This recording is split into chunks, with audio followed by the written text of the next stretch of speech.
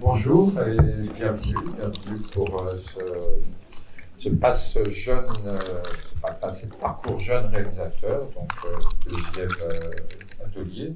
Depuis que le festival existe maintenant, depuis c'est sa 33e édition, on a pu voir se succéder, on aurait pu appeler des générations de cinéastes.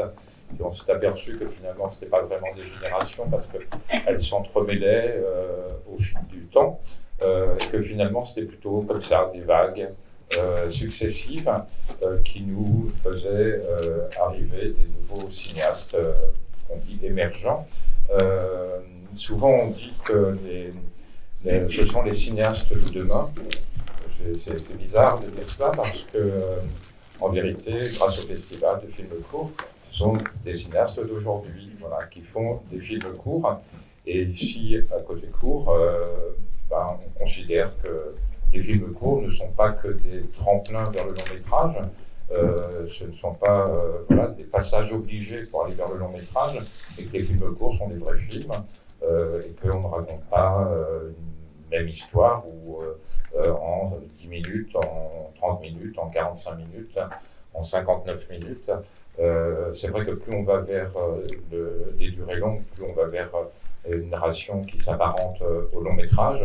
Mais je dirais, le film s'inscrit dans une durée et le film doit avoir sa durée qui lui est propre. Souvent, je cite Jean Eustache qui pouvait faire La maman et la putain qui dure 3h40 et puis Une sale histoire qui est un film de 2 fois 25 minutes.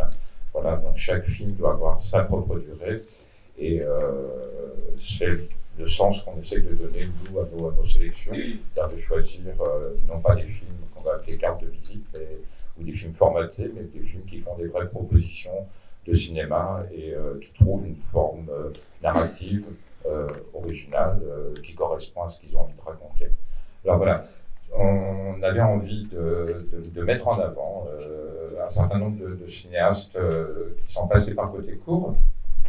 Les 6 cinéastes présents aujourd'hui ont en commun, si j'ose dire, d'être nés dans les années 90, je crois, d'avoir eu au moins 3 films sélectionnés à Côté Court, souvent primés, pas toujours, mais souvent primés, et puis donc ils forment, disons, une nouvelle génération, une nouvelle vague. Et puis vous 6, vous avez été amenés à vous rassembler pour justement une table ronde. Alors c'est comme ça qu'on vous a choisi. On aurait pu en choisir d'autres, on aurait pu être plus nombreux, mais finalement c'était intéressant puisque vous vous êtes auto-rassemblés, de vous réunir à nouveau. La première fois que vous êtes rassemblés, c'était pour une table ronde pour Criticat, et je crois que c'était l'initiative de Marin Gérard, donc ici présent, et d'Hugo Lemaire et Valentine Guégan, ici présente et présent. Je vais quand même peut-être dire un petit mot sur chacun. Donc Camille Deget, tu as réalisé ma connaissance. Alors je reprends mes notes parce que je finis par me perdre. Oui, Camille, tu as eu trois films sélectionnés donc à Pantin. Plus 5, oui. 5, hein. Donc 5 films sélectionnés à Pantin, et tu as obtenu le Grand Prix il y a 2 ans maintenant. Voilà. Garance Kim, toi tu as eu 3 films sélectionnés donc à Pantin. Tu as un film cette année. D'ailleurs vous avez tous un film cette année, sauf toi, mais tu n'en as pas proposé. Donc, et je crois savoir que tu es en ce moment en écriture d'un premier long métrage. Hugo Lemaire et Valentine Guégan, vous avez eu aussi 3 films, vous avez un film donc cette année, 3 films sélectionnés donc à Pantin. Marie Gérard, toi tu as fait La Fémis, ce qui n'est pas le cas des autres cinéastes ici présents qui ont plutôt fait soit l'université ou sont autodidactes ou ont un autre parcours. Donc toi tu es le seul d'avoir fait La Fémis dans la section scénario. Tu as fait aussi 3 courts-métrages, les 3 ont été sélectionnés à Pantin, et Louis Segal a fait 5 courts-métrages, et les 5 ont été sélectionnés ici à Pantin. Voilà. Je vais peut-être revenir sur justement ce qui vous a un peu réunis. Et donc, je m'adresse à la fois à Valentine Hugo, à toi, Marin. Qu'est-ce qui vous a donné envie de vous retrouver pour cette table ronde, donc pour Criticat? Oui, c'est parce que, bonjour à toutes et à tous. On faisait à Criticat, donc je suis aussi critique à Criticat et Valentine fait aussi partie de l'équipe. On avait fait un dossier un sommaire sur le cinéma français. Et comme ça, avec Valentine, on avait l'idée de compléter un peu pour savoir où ça en était voilà, des grandes tendances du cinéma français, disons. Et on avait envie de faire, parler des courts-métrages, justement, parce qu'on en parle assez peu dans des milieux critiques, disons. Et avec l'idée de, effectivement, contrairement à ici, où on est rattaché sous une appellation tout à fait élogieuse, c'était simplement avec Valentine l'idée de rassembler des profils différents, mais qui font des films qu'on aime bien, mais sans forcément l'idée de représenter forcément un mouvement ou une génération, et d'aller travailler un peu autour de questions sur qu'est-ce qui nous anime dans la forme courte, qui rejoignent un peu ce que tu racontais au début, Jackie. Oui, c'était pour aussi combler, je pense, quelque chose que moi j'ai pu entendre, notamment par rapport à Criticat, que la forme court-métrage n'est pas forcément très présente dans les revues de cinéma et tout ça. Et donc, on voulait aussi faire un point un peu sur la question pour ramener ça dans un débat de revue critique, quoi. Qu'est-ce que c'est que cette forme court-métrage ? Justement, comme Louis, par exemple, est aussi critique de cinéma, tu as écrit pour les cahiers du cinéma notamment, où vous écrivez toujours pour Criticat. Qu'est-ce qui fait, à votre avis, que le film court soit à ce point, je veux dire, pas éditorialisé dans les magazines de cinéma? Sauf évidemment sur certaines exceptions que l'on connaît, que ce soit parce que des cinéastes comme Luc Moulet ou Agnès Varda ou d'autres, quand ils font un cours. Bon. Je pense qu'une raison simple, le court-métrage est traité, si on peut dire, en tout cas il est abordé dans les revues dans le cadre des comptes rendus de festival. Mais en fait, sinon, comme la plupart des revues et des journaux sont soumis à l'actualité des sorties, et que les courts-métrages, par définition, ou rarement en tout cas des sorties en salle, il n'y a pas vraiment d'actualité ou en tout cas de date qui justifierait d'en parler à tel moment plutôt qu'un autre. Donc il faut le faire un peu. C'est déjà un choix d'extraire un court-métrage d'une non-actualité pour en parler dans une revue. Je pense que ça, à mon avis, la raison principale.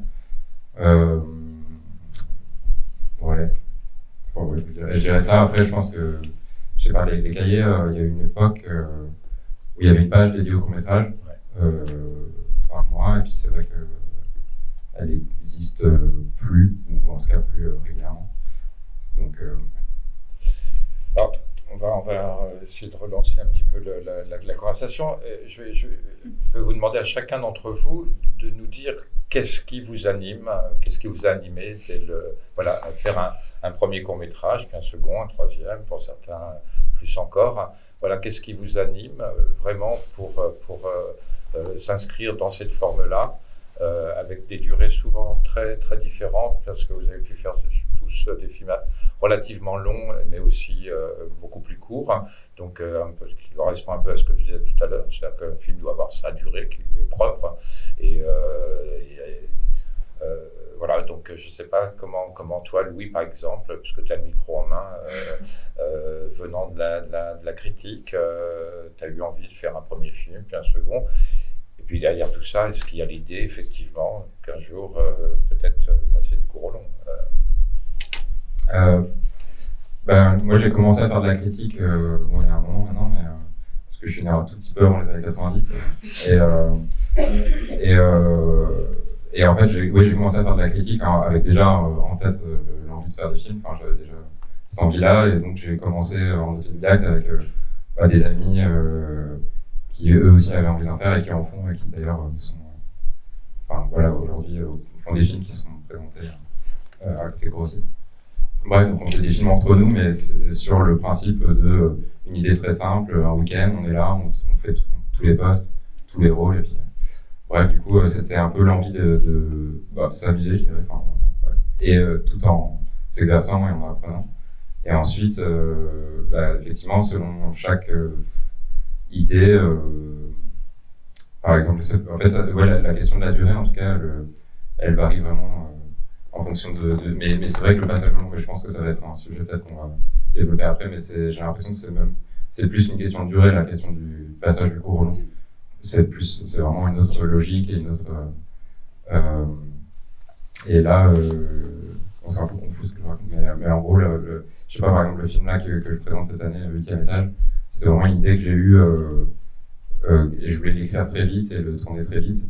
Et donc, effectivement, c'est un film de 16 minutes. Et c'est un film.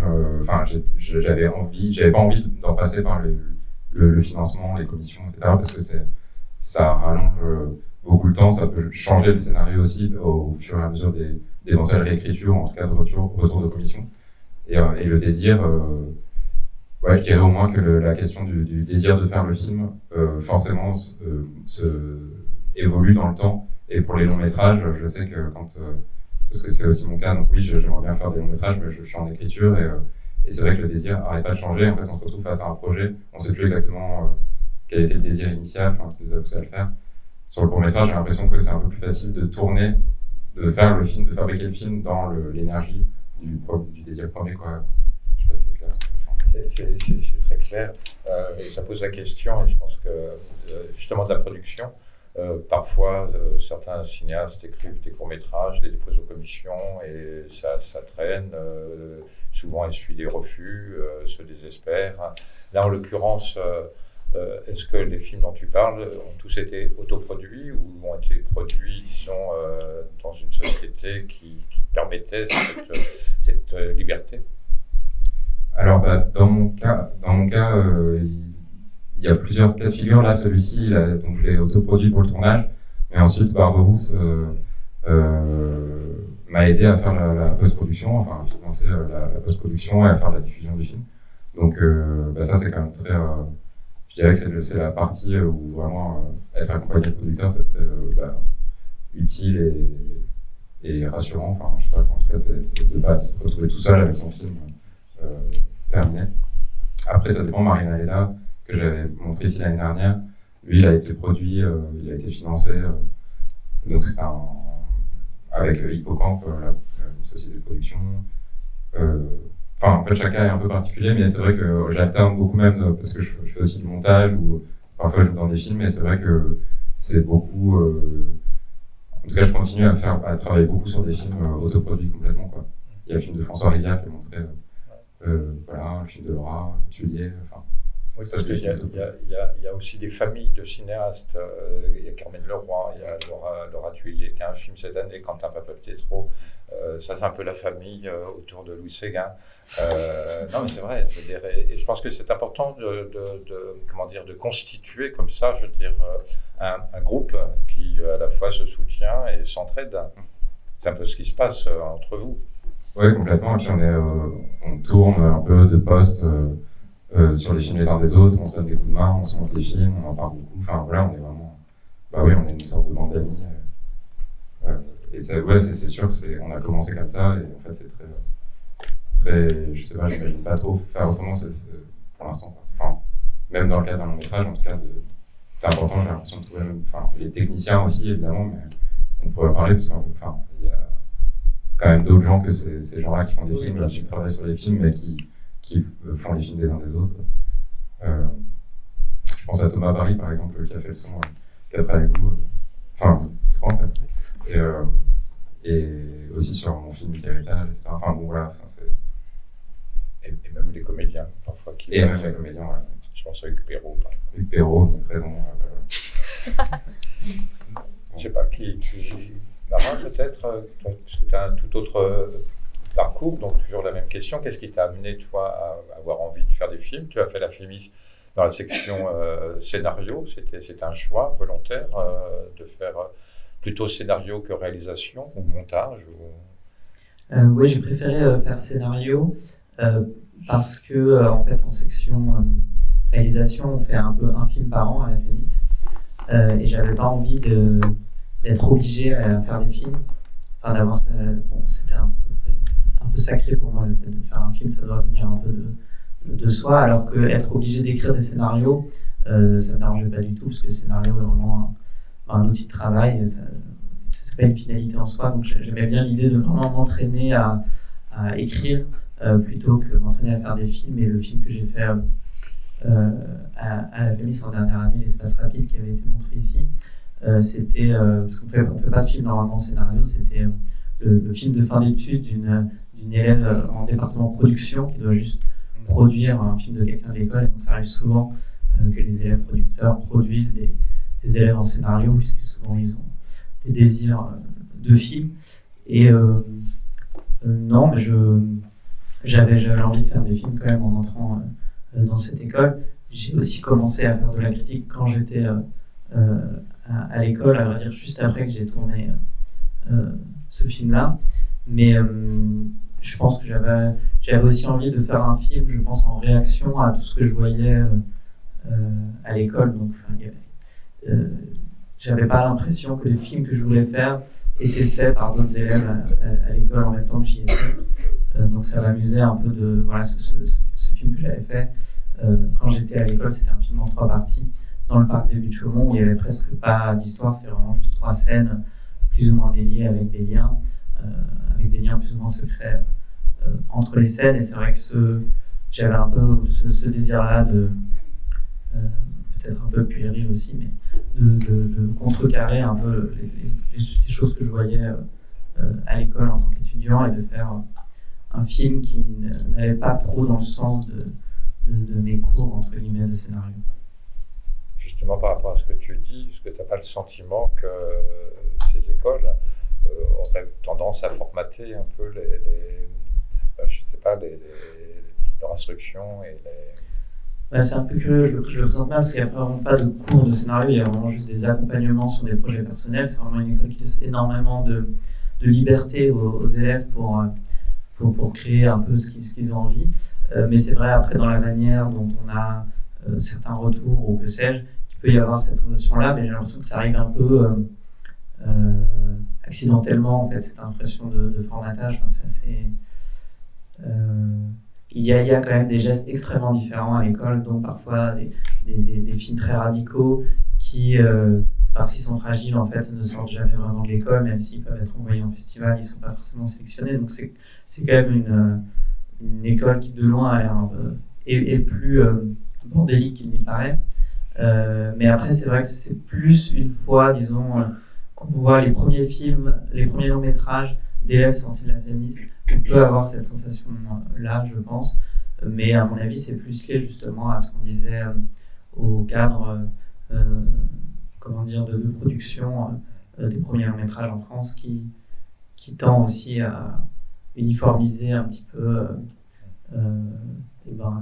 le fait de devoir avoir des scénarios vraiment bien construits qui portent des idées fortes sur le monde, notamment. Ça peut parfois donner la sensation de désingulariser la chose, là où le court-métrage reste effectivement un espace où, comme je disais, oui, on peut juste partir d'une idée très simple. Ça reste un espace de très grande liberté, voilà, d'expression et formelle aussi, parce que c'est vrai qu'on voit des choses des fois beaucoup plus osées dans les films courts et les premiers longs métrages de cinéastes, parfois passés par côté court, peuvent être un peu décevants parce qu'on se dit tiens, il y a plus cette liberté qu'il pouvait y avoir avant. Et toi, dans ton cas, je veux dire, il y a eu ce film de fin d'études et puis ensuite tu as réalisé 2 films, ça fait quasiment un film par an, vous êtes à peu près à ce rythme-là les uns les autres. C'est des films comme que tu as produits dans les mêmes conditions que Louis? Alors, oui, effectivement, l'élève en production qui m'avait produit à l'école, Dorothée Lévesque, a ensuite créé sa boîte de production Les Filles du Sursaut, et j'ai fait mes films avec elle. Mais dans tous les cas, les 3 films que j'ai faits ont été faits sans aucune aide institutionnelle, avec des équipes bénévoles constituées d'amis, sur des tournages à chaque fois d'1 semaine.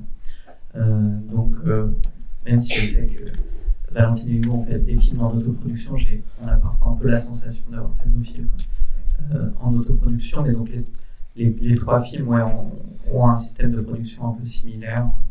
Le dernier, là, qui se passe dans la compétition prospective, est peut-être le plus pauvre, entre guillemets, à ce jour, parce que c'est celui où, je pense, le tournage a eu lieu le plus proche du moment où l'idée a émergé de ce film-là. Les autres avaient pris plus de temps à mûrir. La rencontre avec un producteur, évidemment, est quelque chose d'important. Enfin, moi, je mets toujours en avant ce couple, réalisatrice, réalisateur, productrice, producteur, parce que c'est comme une histoire d'amour, j'ai envie de dire. Il faut que ça parle un peu le même langage, il faut que ça aille dans le même sens. Est-ce que tu as le sentiment qu'avec les films du sursaut, voilà, vous allez avoir une entente qui peut durer, comme on pourrait parler encore une fois d'une histoire d'amour qui pourrait durer. Est-ce que tu as ce sentiment-là? Il se trouve que les films du sursaut ont 3 films ici cette année, donc c'est plutôt bon signe, surtout pour une nouvelle production.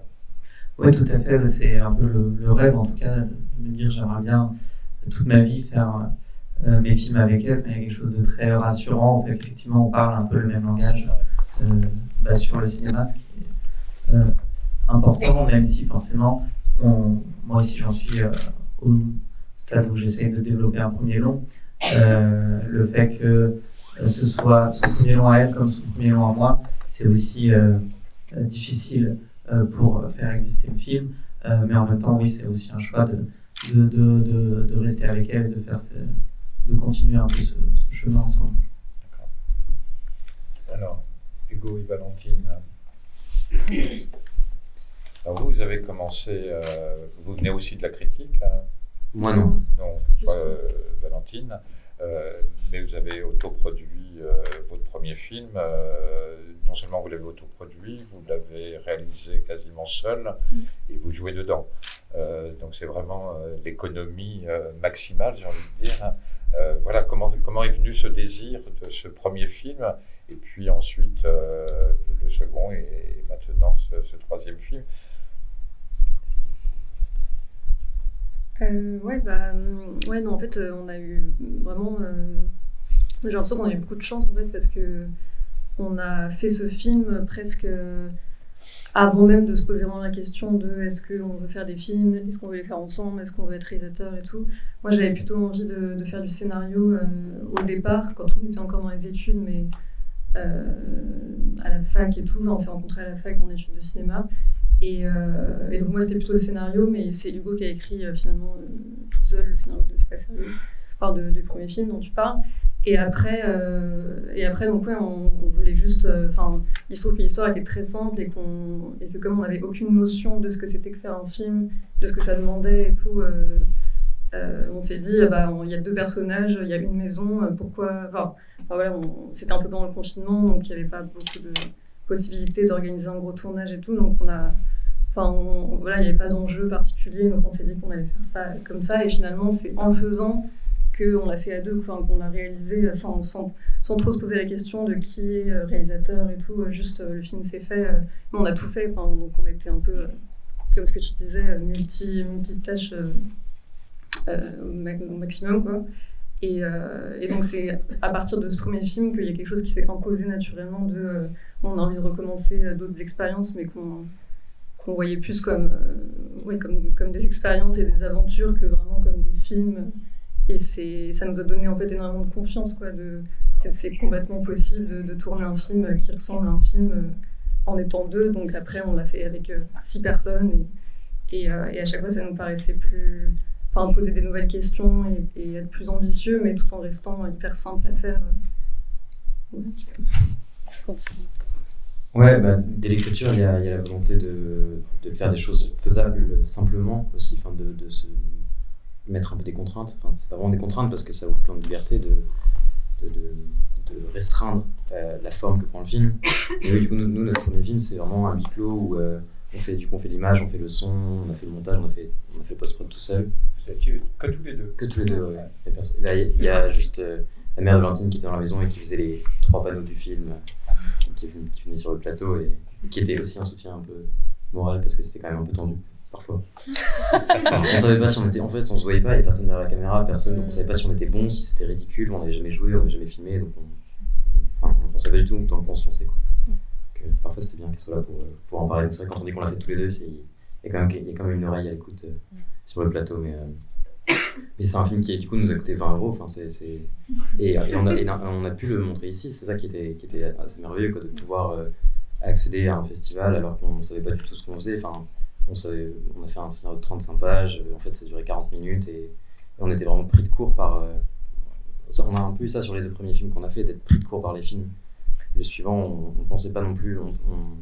Valentine avait la possibilité de travailler dans un village, dans une boutique, et on s'est dit qu'on allait faire 3-4 petites scénettes avec des clients un peu rigolotes, mais un film très simple de 10 minutes. Et en fait, on s'est retrouvé avec un film de 1h10 qu'il a fallu remonter pour passer sur un format court-métrage, mais on s'attendait pas du tout à ce que ce soit aussi long, et on savait pas comment fonctionnait vraiment un plateau. Donc on a fait un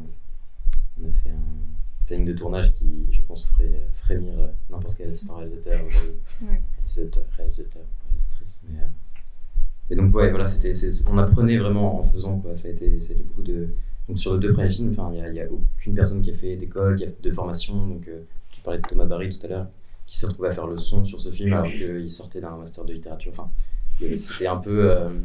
On apprenait, quoi. C'était très joyeux comme manière de découvrir aussi. Parce qu'on a vraiment compris. En faisant le premier film à 2, on a compris ce que c'était que où placer un micro, en fait. Quand on a dû faire le montage son, enfin, tout prenait sens, en fait. Et est-ce qu'avec le 3e film, vous êtes un peu ouvert à d'autres techniciens qui sont venus vous accompagner, que ce soit au son, à l'image, au montage et en production? Ouais, il y avait complètement la volonté aussi de faire le film un peu contre les 2 précédents là-dessus, en tout cas. On avait travaillé avec des actrices et un acteur amateur jusque-là, donc là c'était que des acteurs professionnels, dont plusieurs qui avaient fait le conservatoire, donc il y avait un vrai plaisir de pouvoir apprendre à diriger. Enfin, c'est génial de diriger des acteurs et des actrices amateurs, mais là c'est aussi apprendre un nouveau dialogue, un jeu en fait avec le comédien. Enfin, c'est des gens qui ont des formations. Enfin, il y a aussi tout un art qui s'apprend, et donc c'était pareil avec l'équipe technique. C'est la première fois qu'on tournait avec script, assistant réal, assistant caméra. Il y avait plein de postes comme ça qui apparaissaient sur ce plateau. Mais comme on tournait à Paris, on pouvait être un peu plus déjà, parce qu'il n'y avait pas besoin de loger tout le monde. Donc c'est aussi le compromis qu'on a dû faire, c'était de plus tourner en région. Mais oui, on a vachement découvert ce que c'était qu'une équipe de tournage à ce moment-là. Et est-ce que vous avez le sentiment d'avoir eu moins de liberté ou tout autant de liberté parce que justement les 2 précédents films vous ont permis à vous d'acquérir une certaine expérience? Bah oui, je pense que ce qui compte de toute façon, c'est vraiment le cadre d'autoproduction du tournage qui fait que les choses se passent de façon très libre, pas du tout contrainte. Donc ça crée quand même une ambiance qui est de toute façon juste amicale et tout. Donc ça, je pense que c'est un peu l'élément déterminant qui fait qu'on n'a pas eu de rupture particulière entre notre 2e et notre 3e film. Un peu plus sur le dernier qu'on a fait, parce que du coup il y avait un peu plus de questions de production, donc l'ambiance a un tout petit peu changé, il y a un tout petit peu plus de hiérarchie, enfin c'était un peu moins mais sur celui-là non, c'est ça qui était trop bien, c'est qu'en fait on avait le chef-op qu'on a piqué à Marin, Quentin Lacombe, qui avait fait la Fémis, et du coup lui qui a ramené quand même beaucoup de cadres dans le tournage en termes de connaissances, d'expérience et tout. Mais en même temps, il y avait notre assistant réel qui était notre ami, donc tout était très mélangé. Et puis on a eu cette super rencontre avec Lucie, qui est l'actrice du film, qui a elle-même ramené ses amis comédiens du conservatoire, mais donc c'était quand même ses amis. Enfin, donc on est resté à peu près dans ce même état d'esprit que le film d'avant. Marie-Jo Garance. Vous avez parlé du Covid quand vous avez tourné votre premier film, et tu vois, je sais que tu as écrit ton premier film pendant le Covid. Bonjour tout le monde déjà. Ouais, moi j'ai fait...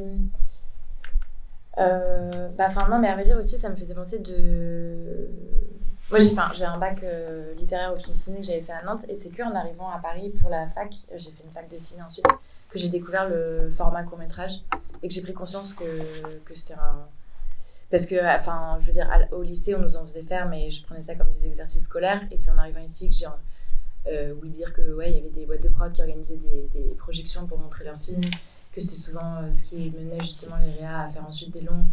Donc, ouais, c'est vraiment en arrivant ici, en faisant la fac, que j'ai compris que c'était pas juste un exercice, enfin, aussi, mais que c'est un réel objet, quoi, à part entière. Et du coup, j'ai fait mon premier film suite à la rencontre avec quelqu'un qui s'appelle Martin Jova, qui réalise aussi et qui joue. Et lui, il avait déjà fait plusieurs courts-métrages en autoproduction quand on s'est rencontrés, qui m'avait montré, que j'avais vraiment adoré. Et du coup, c'est là que je lui ai proposé de se lancer ensemble. Parce que, bon, pour tout vous dire, je pense que oui, juste, moi, j'avais super peur de me lancer toute seule dans ce truc-là et de porter un projet toute seule. Et aussi parce que, de voir les films de Martin, ça m'a vachement fait du bien parce que c'était de l'autoprod et c'est un truc encore que je maîtrisais pas trop, que je voyais pas trop même. Autour de moi, j'avais l'impression que même si c'était des premiers films, tout le monde arrivait un peu à trouver des boîtes de prod, même si elles étaient petites. Et moi, ça me paraissait un peu un truc inatteignable. Et puis ouais, juste ça me faisait un peu peur. Voilà, le premier film a été fait du coup, on a écrit à 2, on a joué ensemble dedans. Et oui, il a été écrit. Il n'a pas été écrit pendant le confinement, c'était avant d'ailleurs, mais le confinement a retardé un peu les choses, donc on l'a fait après. Et voilà. Et après, il y en a eu un autre que j'ai fait seul, mais qui est un peu plus expérimental. Enfin, c'est un roman photo. Et là, il y a eu la rencontre avec une production quand ce premier film, Ville éternelle, du coup, qu'on a fait avec Martin, était ici. Ça a été un réel tremplin de rencontres, même entre nous déjà, mais aussi en termes d'opportunités de rencontre avec des productions. Et donc maintenant, je travaille avec une production, mais c'est pas forcément. Enfin, je suis très heureuse, ça se passe très bien et c'est quand même. Oui, c'est hyper. C'est luxe, quoi, quand même. Mais c'est vrai qu'à la fois, j'ai quand même envie peut-être de pouvoir continuer à faire des choses en autoproduction parce que c'est une temporalité autre, enfin, ça va plus vite, entre guillemets. Le film qui est présenté cette année est produit par Eurou, c'est ça? Alors non, cette année, c'est par Tripod. Ah, pardon. Ouais, Tripod Production. D'accord. Je pose la même question qu'à Marin. Est-ce que tu as l'impression d'avoir rencontré un producteur avec qui tu pourrais avoir envie de travailler longtemps? C'est important. Ouais, carrément. C'est une trop belle rencontre et j'ai l'impression que ça peut durer complètement. Et après, je sais pas, enfin, c'est aussi ça, toutes ces questions de. Mais c'est assez intéressant, ces trucs-là de est-ce qu'une fois qu'on est avec quelqu'un, on reste, oui, ok, ça va peut-être un peu mal si tu vas chercher une autre prod pour faire un autre genre de film dont eux ou elle ne veut pas s'occuper. Enfin, mais en tout cas, non, là, j'ai l'impression que oui, on a trouvé un vrai lien et c'est vrai que c'est précieux. Ouais.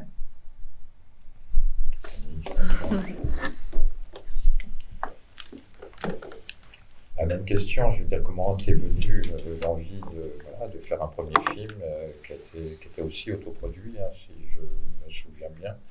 Et puis voilà, comment ça s'est enchaîné, ton désir de cinéma et de faire d'autres films, donc 5, c'est ça, jusqu'à Almostokis, qui a quand même eu le Grand Prix André Estabart ici à Côté-Court. Voilà, donc, je dirais quand même que le désir, il se déplace beaucoup, que le désir du premier film et celui du dernier, celui de ceux à venir, évidemment, il est très lié à la pratique de ce métier. Que le désir avec lequel je suis rentrée à la fac il y a presque 15 ans, il est très différent de celui de maintenant. Et c'est probablement là le plus intéressant, en fait, c'est de voir comment la pratique, elle nourrit l'envie de continuer. Et en fait, je pense que évidemment le nœud, c'est on crée du langage, le nôtre, un langage qui devient intelligible aussi, qui devient généreux. Donc, je sais, c'est très complexe de dire quelle est l'envie de faire des films. Je pense que l'envie de faire des films, elle est très liée à plein de facteurs, qui est d'abord de trouver un outil qui est le sien, de trouver un outil avec lequel on est à l'aise, d'arriver à voir qu'on peut former un film qui puisse d'un coup être quelque chose que les autres peuvent avoir accès. Enfin, et puis après, je sais pas, c'est vraiment il y a un truc d'écriture. Et puis en fait, ce qui est intéressant dans le court-métrage, c'est à la fois c'est un support qui est très à même d'être trop produit, justement d'être fait seul. Enfin, c'est hyper intéressant ce que vous dites, comme vous êtes presque dans des trucs presque d'enfant, enfin, de jouer.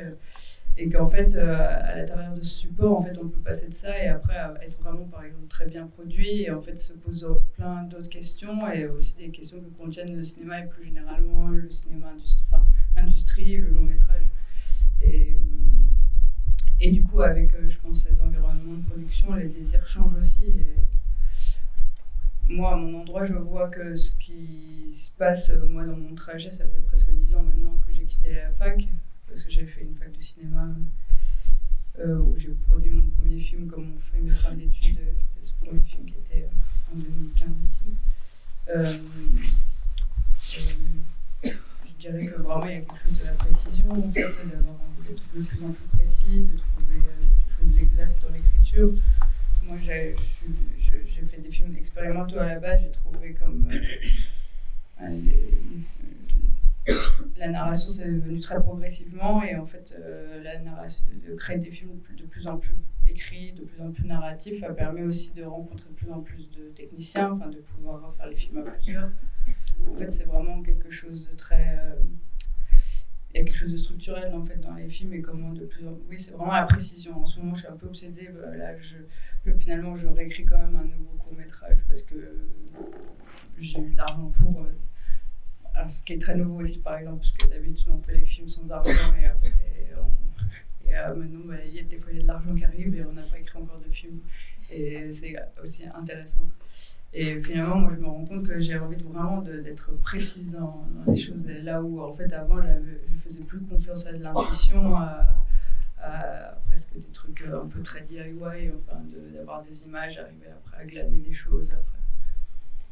Donc bon, voilà, c'est un peu, je m'égare, mais en fait la question du désir, ou de l'envie de faire des films, elle change beaucoup avec, je pense, ce qu'on y met et comment on pratique ce langage et comment on se l'approprie et comment en fait on a envie d'aller toujours un peu plus loin de quelque chose, enfin, ça sert à se déplacer pas mal. Et le court-métrage contient ça parce que c'est un peu plus rapide à faire.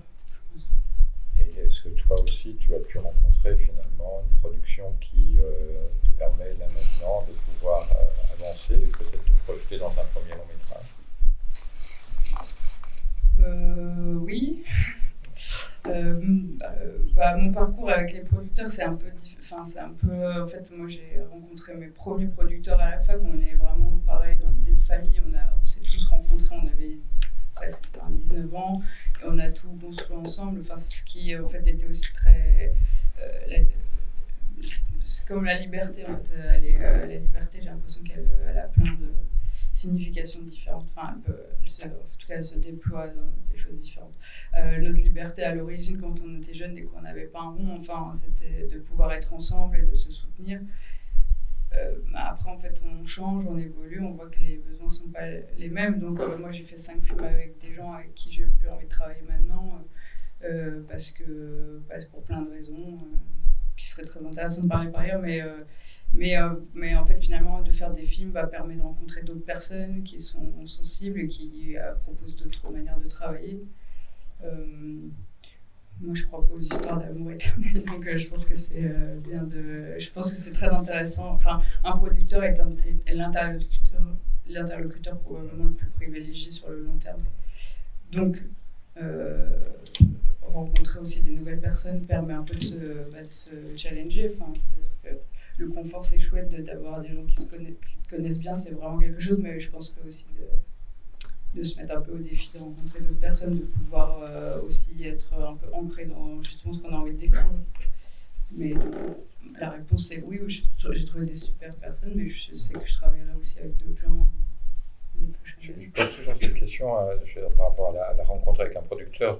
Moi, je fais partie d'une commission qui était une commission dans le centre Val-de-Loire et qui était une commission intéressante puisque non seulement on pouvait lire les scénarios, mais ensuite rencontrer précisément le cinéaste ou la cinéaste et son producteur. Et on s'apercevait malheureusement que parfois, ils ne parlaient pas le même langage. et que c'était assez surprenant parce qu'eux-mêmes s'en apercevaient pas nécessairement. Voilà. Et c'est pour ça que je dis que cette rencontre, elle est primordiale, parce que c'est important, je pense, qu'un producteur parle le même langage que la personne avec qui il va travailler, quoi. Donc, Mais c'est je pour pense ça que que ce langage, il n'est pas figé, en fait. Ouais. C'est-à-dire, on peut commencer à parler le même langage, et puis en fait, on change. Et c'est une réalité, en fait, la création, elle est très soumise au présent. Enfin, et en fait, moi, je pense que je parlais le même langage que des personnes avant, et puis en fait, on a changé, et c'est pas du tout un problème, mais en fait, après, il faut savoir se séparer. Comme dans la vie. Avant de passer la parole à la salle, je voudrais, parce que j'ai cru comprendre que finalement tous, vous étiez là maintenant peut-être en train de commencer à imaginer l'écriture d'un premier long métrage. Qu'est-ce que ça change? On va démarrer avec toi, là, Camille, puisque tu as le micro et que je sais que tu es en train d'écrire un premier long métrage. Donc, qu'est-ce que ça change dans ta pratique, hein? Et il y aura 2 questions. Et est-ce que tu penses refaire des films courts quand bien même tu auras fait un premier long métrage? Ce que ça change, c'est encore une fois quel environnement on a envie de faire les films. Moi, j'écris un premier long que j'aimerais qu'il soit produit correctement. Et encore, ce que nous, je pense, nos économies sont extrêmement minimes. Enfin, je me permets de parler pour nous tous, mais je pense que nous, là, on cherche 2 millions. Enfin, 2 millions, en fait, c'est dérisoire par rapport à l'économie du cinéma global. En fait, pour des gens comme nous, c'est beaucoup d'argent. Et en fait, du coup, ça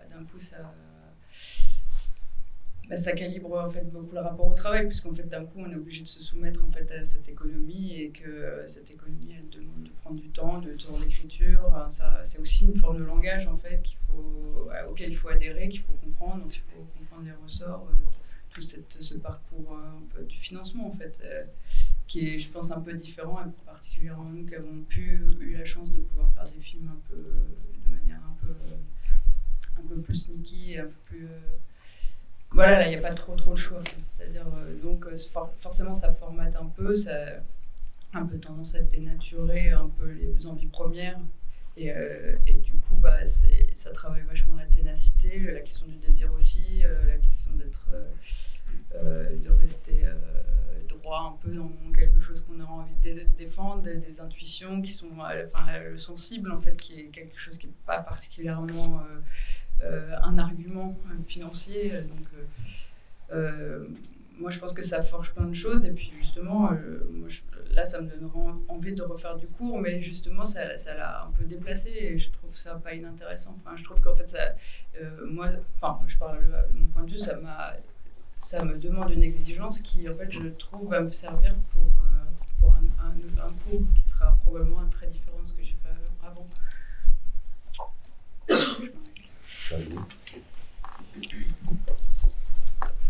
Alors, la question c'était exactement qu'est-ce que ça change? Oui, c'est ça. Je veux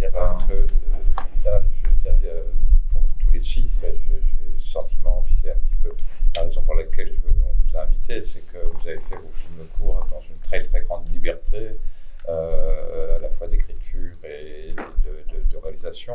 On sait, on vient de l'entendre avec Camille, que quand on passe au long métrage, il y a une complexité qui se montre. Donc voilà, c'est comment on fait. Et toi, Louis, qui est en train peut-être d'écrire là ton premier long métrage, est-ce que tu sens que déjà il y a des contraintes Alors, je suis déjà passé même dans le cours par le système commission, retour de lecteur, etc. Donc j'ai l'impression que c'est quand même un peu sur une même lancée de ce point de vue-là, mais c'est vrai que moi, l'effet que ça me fait, c'est que paradoxalement, il y a à la fois une sorte d'encouragement à la singularité, c'est-à-dire à ce qui fait que les producteurs ont envie de développer des courts-métrages avec nous, à partir des courts-métrages qu'on a fait quand même, généralement c'est ça. Et en même temps, j'ai l'impression qu'à la fois il faut donc creuser ça, et tout en intégrant des contraintes complètement extérieures. Et j'ai l'impression que c'est cet équilibre qui n'est pas évident. En tout cas, moi je sais qu'à l'écriture, des fois je sais pas, j'ai l'impression que ça peut créer des blocages, des tensions intérieures entre ce qu'on imagine, parce qu'en plus j'ai l'impression qu'il y a quand même un effet enchaîne un effet domino de la chaîne de financement, c'est-à-dire souvent avec le public en mirage, en tout cas en ligne de fond, on dit le public, les spectateurs ou les spectatrices veulent ça, aiment ça. Et ça, c'est un discours qu'on entend dans l'exploitation, dans la distribution, enfin, à la télé. Et voilà, tous les diffuseurs. Et que ça, c'est un discours qui est repris et intégré par le maillon précédent de la chaîne, jusqu'au producteur, jusqu'à l'auteur. Et donc j'ai l'impression qu'en fait, à chaque fois, ça peut créer de l'autocensure, forcément, parce que et on ne sait plus exactement qui pense quoi, enfin, qui pense que les spectateurs n'aiment pas, je sais pas quoi, ou aiment les sujets. Enfin, je sais pas, moi je suis spectateur aussi, en fait. Et donc j'interroge le spectateur en moi, et je me dis, en fait, les sujets, je sais même pas ce que ça veut dire encore, mais on m'a dit c'est les pages société des magazines, donc si c'est ça, c'est pas ça qui m'intéresse dans le cinéma. Bref, voilà, donc ça, j'ai l'impression qu'en tout cas, entre essayer de. Parce que si c'est écrire. En vue uniquement de faire un projet finançable, on se retrouve avec un projet qui n'est pas le nôtre, enfin, qui est juste un modèle de ce qui est finançable. Bref, voilà, donc, mais ça c'est un peu d'un point de vue théorique, après moi d'un point de vue pratique, concret, ça change, que c'est plus long et qu'il y a des problèmes de structure. Pour l'instant, moi les films que j'ai faits sont tous, il se trouve, se déroulent, non pas tous en fait, mais quasi, sur un temps pas réel, mais en tout cas sur une unité de temps qui est l'après-midi, une soirée, une journée. Et en fait, rien que ça, si on sort de ça, c'est des questions, pour le coup, presque techniques de scénario. Ça change ça pour moi, concrètement. C'est-à-dire, sur combien de temps se déroule l'histoire, c'est le genre de choses. Ça pourrait se dérouler sur une journée. Hein, ça pourrait, ouais, mais j'ai l'impression que du coup, ce serait impressionnant parce que je sais que j'avais déjà dit ça à la table qu'on avait faite, mais j'ai l'impression que très vite, quelque chose comme ça, ce serait le label du scénario, du projet. C'est un film qui se passe sur une journée. Enfin, on a l'impression que ça prendrait tout le reste et qu'il faudrait le vendre comme ça. Parce que, les films, ça se voit dans les grands festivals, je sais pas, à Cannes. Enfin, j'ai l'impression qu'il y a aussi un effet marketing pour entraîner par le marché. C'est le film qui est tourné en plan séquence, qui est je sais pas quoi. Après, quand on écrit et qu'effectivement on pense au public, on projette quelque chose qui est pas encore vraiment réel. Je pense à, parce que Justine Triet est passée par ici, Arthur Harari aussi. Arthur sera avec nous mercredi prochain. Et quand ils ont écrit le film qui a obtenu une Palme d'Or et un Oscar du meilleur scénario, quand ils écrivaient, ils avaient le sentiment qu'ils écrivaient un film que personne n'irait voir. Et puis finalement, je veux dire, c'est un film qui a un succès planétaire. Donc quoi, je veux dire, on peut écrire avec beaucoup d'exigence et peut-être se dire qu'on écrit quelque chose qui n'est pas grand public, et puis finalement rencontrer un public et recevoir quelques honneurs. Voilà, donc, ça, c'est une super nouvelle parce que je pense aussi que ça a des gens tous les gens du financement, les diffuseurs et les financeurs, ça leur fait un exemple, on peut leur dire, regardez.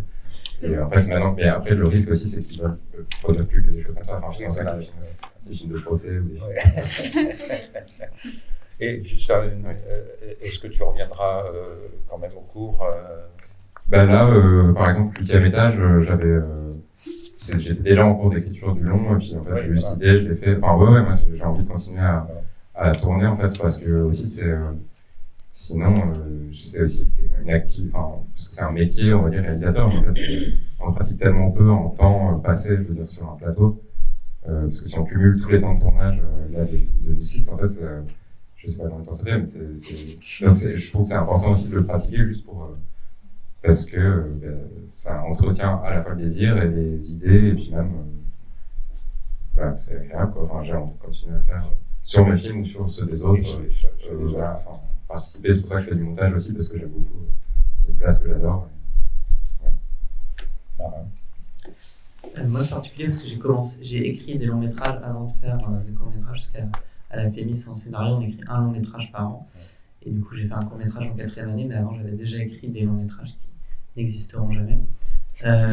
Et du coup, j'ai aussi commencé à écrire le long que je vais développer la même année où j'ai fait ce court métrage, donc qui m'accompagne en fait depuis assez longtemps, que j'ai laissé de côté, que j'ai repris et qui, maintenant, je crois que j'ai une 8e version. J'avais eu 8 versions d'un scénario de court-métrage, par exemple. Et je crois que le scénario est vraiment fini et qu'on essaye de travailler ça. Après, c'est aussi que, effectivement, je trouve que dans le court-métrage, il y a on peut se permettre de moins raconter de choses pour le spectateur, dans le sens où, effectivement, c'est OK d'avoir un personnage qui n'a pas qu'on va suivre pendant une demi-heure, simplement dans ses déambulations, sans trop savoir où il va. En fait, il y a comme ça une suspension du temps qui est tout à fait acceptée, en fait, qui est beaucoup plus acceptable. Mais ça me dérange pas tant que ça, en fait, que le passage au long métrage oblige un peu, mine de rien, à trouver une forme dramaturgique qui puisse être sienne, puisque moi, en tant que cinéphile, en fait, je peux aimer des films effectivement extrêmement bien construits ou qui ne ressemblent pas du tout à ce que j'ai pu faire en court-métrage, donc ça ne m'a pas tellement... C'est différent, et c'est assez... c'est plus dans la manière dont le scénario se balade, en fait, de main en main. C'est-à-dire que là, effectivement, le court-métrage qui va passer là, Le soleil chantait à l'horizon, qui va passer dans le programme Prospective, c'est vraiment une idée que j'ai eue comme ça, que j'ai écrite, que j'ai montré à ma productrice. Je l'ai réécrite 2-3 fois et on a tourné, en fait. Il n'y a pratiquement personne d'autre qui a vu le film, et comme disait Louis tout à l'heure, c'était quand même quelque chose de très précieux d'être comme ça, assez proche de l'idée initiale, du désir, et de tourner ça rapidement, mais à part que les temps sont parfois aberrants dans la production d'un long métrage, notamment d'un premier long métrage. Enfin, je pense que quand je suis sorti de l'école, je pensais que j'allais réussir à faire ce long un peu plus rapidement. Et en fait, je me rends compte que le temps se distend de façon aberrante. Enfin, là, ça fait par exemple, pour des raisons indépendantes de ma volonté, ça fait presque 1 an que je suis en casting de ce long métrage. Parce qu'il y a des allers-retours, des gens qui lisent pendant 2 mois avant de donner des nouvelles, des choses comme ça. On ne se rend pas compte, alors que le court-métrage, c'est beaucoup plus impulsif. Mais dans le scénario même, je sais pas, je trouve que c'est assez agréable de jouer le jeu du long-métrage aussi. Est-ce qu'il n'y a pas justement, avec ce temps dont tu parles, qui dure souvent trop longtemps, quelque chose qui pourrait finir par, dans le désir de faire ce film-là, qui pourrait s'émousser? Oui, totalement, il y a des périodes comme ça, mais en même temps, après, mon désir principal de faire des films, ça vient surtout de la cinéphilie à l'origine. C'est-à-dire que j'adore le cinéma, donc j'ai eu envie naturellement de faire des films, mais je ne fais pas des films pour comme une envie impérieuse, un peu plus forte de moi, de dire quelque chose, par exemple. C'est vraiment, j'ai envie de faire les films que j'ai envie de voir, disons, c'est mon impulsion première. Et donc, mine de rien, ça reste un film que j'ai un peu envie de voir, donc ça me maintient. Mais je peux avoir effectivement des hauts et des bas, et malgré tout, avec le temps qui passe, je me dis il faudrait que je réfléchis à aussi avoir de façon lointaine un autre projet qui serait beaucoup plus simple à tourner, que je pourrais faire dans l'économie d'un court-métrage justement, mais qui durerait 1h15, mais qui serait vu par aussi beaucoup moins de monde. Enfin, je pense que c'est OK aussi de faire des films en ayant envie qu'ils soient un peu vus, disons, sans réfléchir à cette abstraction du spectateur. Il y a aussi cette envie-là qui fait que j'ai envie de faire des longs métrages, parce que ça me fait plaisir que les films soient vus. Et hors le court métrage, il y a même plein de gens qui ne savent même pas que ça existe. C'est pas très grave, moi je pense pas que de toute façon je ferai des films qui s'adresseront à tout le monde, mais c'est jamais, c'est vrai. Et je pense qu'il mentait un peu quand même, Arthur, à mon avis, quand on écrit ce scénario-là, c'est parce qu'ils écrivent à 2 et c'est des personnes angoissées, donc à mon avis ça s'auto-alimente. Mais ça paraît tellement logique en fait que ce film soit vu, que ce scénario extrêmement bien construit soit vu par des gens, mais c'est assez marrant qu'ils aient ces angoisses-là. Voilà, je me perds un peu, j'ai l'impression d'avoir des trucs un peu absurdes, mais voilà, il y a quand même ce désir de... c'est un peu lié à ce qu'on disait en fait. Moi, de façon complètement, j'allais dire égocentrique, ce serait exagéré, mais le fait qu'on ne parle pas des courts-métrages dans la critique, moi qui adore la critique de cinéma, je veux dire, j'ai très envie de de pouvoir un jour lire des textes sur un de mes films, ça m'intéresse. Même des mauvais textes, hein, bien sûr. À mon avis, tous les cinéastes le font. Il y a plein de gens qui disent qu'ils lisent les textes sur leur film. À mon avis, ils le font tous. Et ça m'intéresserait de savoir quel discours, même par curiosité plus ou moins morbide, quel discours critique pourrait émerger autour de mon travail, ce qui est absolument inexistant dans le court-métrage, à part parfois, effectivement, 4-5 lignes dans un compte-rendu. Et comme je considère la critique comme quelque chose de très important dans le cinéma, parfois le plus de plaisir à lire une critique d'un film que j'en ai eu devant le film, quand bien même je l'aurais aimé, disons dans cette continuation du plaisir. À mon avis, c'est important aussi. Enfin, ça fait partie des envies de faire des longs métrages. Faire exister un peu plus. Valentine, Hugo. De notre côté, il n'y a pas de projet de long métrage en écriture. Pas dans les médias. Pas dans l'immédiat, mais c'est vrai que c'est une question qui se pose parce que rien que financièrement, le court métrage, je ne sais pas si quelqu'un en fait ici, mais c'est pas viable. Enfin, en tout cas, de notre côté, c'est. On va dire dès le début, hein, oui. On ne vit pas en faisant des courts-métrages. Oui, c'est ça. Donc, il y a aussi cette question de ne pas passer trop de temps non plus à attendre.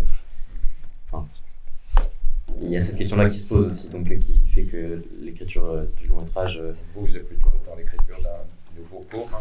Ouais, on a toujours un peu un film d'avance sur quand on présente un film ici. Il y en a toujours un qui est filmé après. Donc là, c'est le cas, mais comme on n'a pas encore eu effectivement le court-métrage produit, il y a aussi une étape à passer à ce niveau-là, parce qu'il y a plein de choses qu'on n'a pas apprises encore. Errance. Merci. Ouais, là, il y a un prochain court-métrage d'abord et un long, mais ce serait très flou un peu pour moi d'en parler. Enfin, c'est très très nouveau, c'est très. Donc, je sais pas bien encore comment. Enfin, il y a quelque chose d'écrit et qui est en réécriture et tout, mais.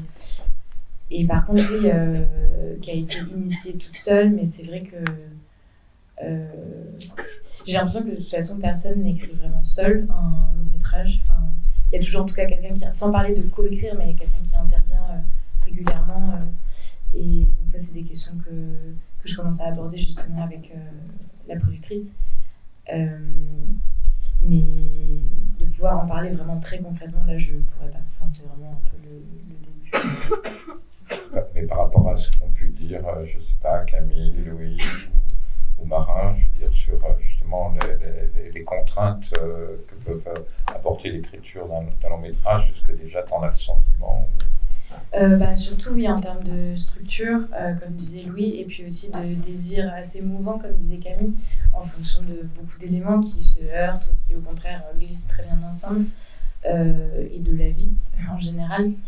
Mais, et après, oui, peut-être s'il y a une chose où je demandais à la productrice parce que de base j'avais écrit quelque chose qui est très naturaliste et finalement là depuis quelques temps j'ai envie d'un changement assez radical et de fantastique et je sais pas, il y a un moment donné où je lui disais mais est-ce que du coup pour un premier long de toute façon déjà que c'est compliqué à financer, est-ce qu'il faut pas s'en tenir à quelque chose de moins ambitieux, de plus abordable?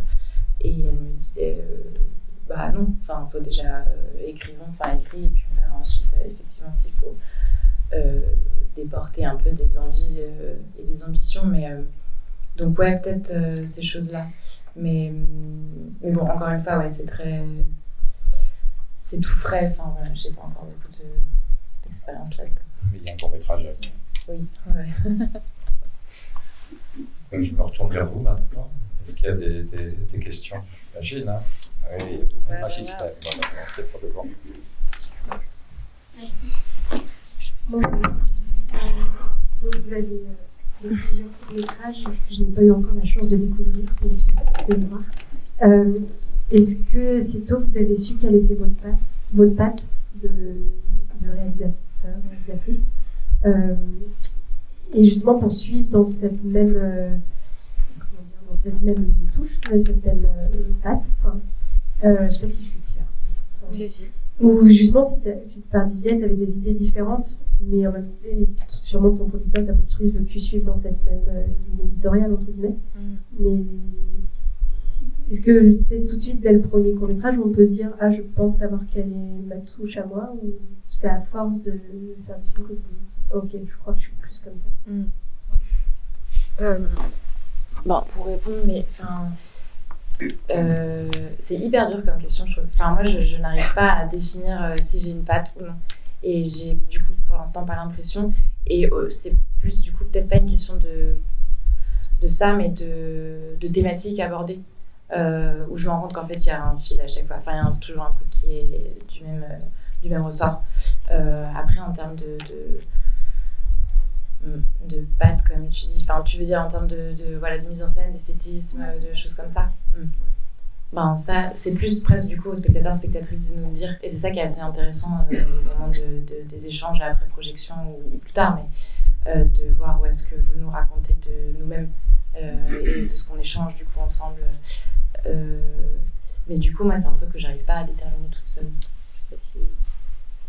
Parfois, c'est comme un sillon, on creuse, de film en film, et on finit par apparaître une écriture spécifique. Oui, moi, j'ai l'impression que c'est un peu... Pardon. Moi, j'ai l'impression que c'est un peu la même chose que ce que tu dis, c'est plutôt en faisant des films qu'après tu te rends compte de ce qui fait un peu leur synthèse, le noyau un peu... Et après, avec Hugo, on a quand même un goût de cinéma très partagé. Donc, dès notre premier film, on a un peu conçu une mise en scène par rapport à ce qu'on aime, ça, genre ce que tu disais, ce qu'on aime voir dans les films, le temps long, des plans, une économie de mise en scène, quelque chose d'assez précis et tout ça. Mais pour le coup, là, notre dernier film qu'on a tourné, qui est en post-production, on l'a pensé vraiment comme une sitcom, donc très très différent de tout ce qu'on avait fait avant. Et c'est presque en défiant un peu, en allant vers des formes qui te paraissent différentes, que tu te rends compte qu'il y a quelque chose qui subsiste aussi dans la différence. Donc c'est ça qui est intéressant. Non, mais c'est vraiment ce que dit Garance, c'est vraiment ce que je disais aussi sur la critique. En fait, c'est qu'effectivement, on fait des films, on sait pas trop d'où viennent les idées, c'est un peu la question d'où viennent les idées, c'est un peu le mystère. Et on les fait, on se rend bien compte, je pense, au fur et à mesure quelles sont nos lubies et tout ça. Mais c'est vrai que c'est souvent quelqu'un qui va me dire j'ai l'impression que dans tes films tu cherches quelque chose comme ça et qu'on n'aura pas vu avant. C'est ça qui est très beau, et c'est aussi pour ça que je parlais du désir d'un discours critique, parce que c'est ça, la critique, c'est juste des spectateurs qui juste ont un devoir de préciser un peu plus leurs émotions face à un film, et ça aide vachement, je trouve, de savoir ça. Mais c'est vrai que c'est mystérieux, parce que par exemple, je parlais de ma cinéphilie est hyper bordélique, j'aime des films vraiment extrêmement différents, mais les films que je fonde ne travaillent qu'un certain pan de ma cinéphilie qui, je pense, ressemble un peu à celle de Hugo et Valentine. On est un peu, plusieurs cinéastes ici, je pense que je me permets d'inclure Louis dedans, sont un peu des cinéastes romériens au sens large, c'est un peu plutôt les romériens de service, c'est-à-dire qu'on est très vite catalogué romérien quand on fait des films assez simples avec peu de plans et beaucoup de dialogues. On est quelques personnes ici à avoir ce goût-là, même Garance aussi, Camille, c'est un peu plus Hirsute, je sais plus permettre. Hirsute. C'est lié aussi à un goût sexuel. Je vais essayer d'être bref parce que je suis pas comme ça. Non mais ouais, moi en fait c'est effectivement plutôt le retour des gens. Moi je me fie un peu à mes proches. Si en voyant les films ils disent que les films me ressemblent, ça me... Peut-être ça me ressemble. Non mais c'est un peu ça. J'ai l'impression que j'ai l'impression que pour revenir sur le montage, ça se décide un peu à toutes les étapes de la fabrication, mais moi je le sens surtout au montage, ce truc de goût, que ce soit dans le choix des prises, mais aussi vraiment dans ce qu'on coupe, comment on raccorde, et un truc, ce qu'est le montage, c'est-à-dire musical, de rythme, un rythme qu'on sent. Et j'ai l'impression que du coup, est-ce que c'est possible de le faire dès le premier film ? Bah oui, parce que si on sent que ça sonne juste, c'est que c'est notre patte, j'imagine. Enfin, moi je dirais ça comme Chacun alors moi, Hirsute, oui, donc Hirsute. C'est un compliment. Merde, j'ai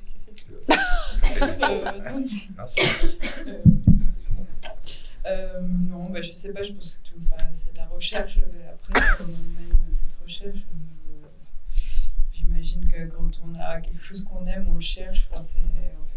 C'est un peu connu, on fait éternellement le même film, mais je pense que le vrai, surtout quand il y a quelque chose qui nous intéresse, j'ai l'impression qu'on cherche un peu à le façonner, à le trouver la meilleure forme. Autre question. Bonjour. Moi, j'aimerais savoir un peu, selon vous, quel est le bon moment ou quel moment vous avez senti pour chercher plus de moyens pour faire un film, en l'occurrence pour un producteur par exemple. Parce que j'ai l'impression que ce qui intéresse les gens qui font des films, c'est pas tant le projet qui est présenté, mais ce qu'on a fait avant, notre notoriété ou même notre crédibilité.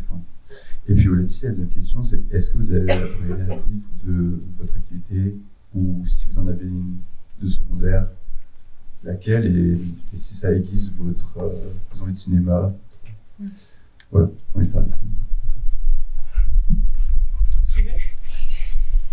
Je pense que ça, c'est vraiment une question très intéressante de savoir aussi qu'est-ce qu'on met dans les films et du coup la vie d'à côté.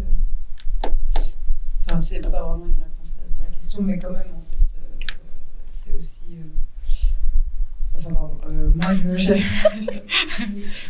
Moi, ça y est, je commence à vivre de ce métier, mais ça fait 10 ans que j'ai quitté la fac et en me disant j'ai le temps de faire un peu tous les petits métiers tout pourris que cette ville propose. J'entends Paris. Mais c'était cool en fait, ça alimente la vie. Et puis j'ai l'impression que quand on est cinéaste, qu'on écrit, il faut vivre des trucs pour pouvoir les raconter. Donc c'est comme. C'est presque le confort de vivre de ce métier, c'est presque. C'est super et en même temps c'est presque un traquenard. Après, il faut chercher quoi raconter. Non, je déconne, mais. Et après. C'était quoi d'autre? Ah oui, les producteurs. C'est quand c'est un moment que tu as senti qu'il fallait que tu cherches plus de moyens de faire ton film, arrêter de faire de l'autoproduction. Moi, j'ai jamais fait d'autoproduction, c'est mes prods qui ont fait de l'autofinancement, mais en fait, j'ai toujours travaillé avec des producteurs depuis mon premier film. Donc en fait, donc je peux pas trop répondre à cette question. Mais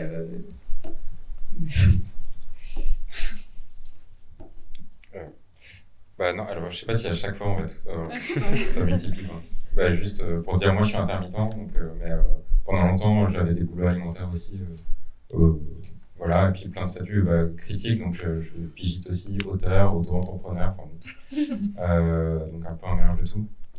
Et je suis intermittent comme je fais du montage et des fois d'autres trucs, un peu. Donc voilà, ça c'est la réponse simple. Et puis après, non, 8e étage, juste pour parler du dernier, je pensais que j'avais pas envie que ça passe par des producteurs parce que j'avais un peu envie de le tourner sans que personne le lise, à part des proches, parce qu'après, il y a aussi, on parlait de la relation de confiance avec le producteur. On peut aussi avoir des relations de confiance avec d'autres gens. Moi, je sais qu'il y a deux, trois personnes à qui je fais lire tout, à qui je montre tous mes films en montage. Et donc ça, j'avais envie de le faire en autoproduction au départ ça dépend plutôt du projet, je dirais, que d'un moment. Pour moi, c'est pas une étape successive à l'autre. Ouais, sur la première question, moi j'ai toujours eu un producteur ou alors je fais un film étudiant, donc ça prête pas trop. Mais effectivement, j'ai oublié de dire, mais comme l'a dit Hugo tout à l'heure, le passage au long est aussi juste si on a envie que notre métier soit de faire des films. En fait, on n'a vraiment pas le choix, donc il y a aussi ça, ce serait quand même assez agréable de gagner des sous en faisant des films, c'est encore presque chimérique parfois, mais ça arrive parfois. Non, moi, du coup, j'ai une formation de scénariste, donc j'ai pu gagner des sous en tant que scénariste pour faire des retours sur des scénarios ou de la co-scénarisation lointaine, et après, pareil que Louis, j'ai plusieurs statuts, je suis pas intermittent, malheureusement, mais en tant que critique, je peux enseigner parfois, ou des choses comme ça, plein de petits tafs un peu qui qui se multiplient.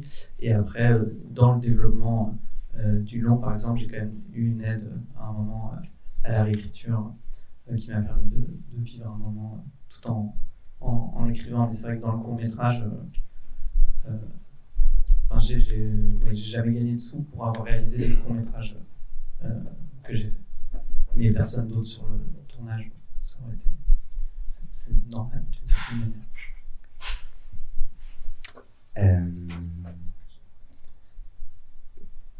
La première question, c'est laquelle j'ai oublié? La première question, c'est le passage. Où ça s'adresse à vous surtout, le passage. Ouais. Quand est-ce que vous avez senti que c'était nécessaire de chercher une vraie production?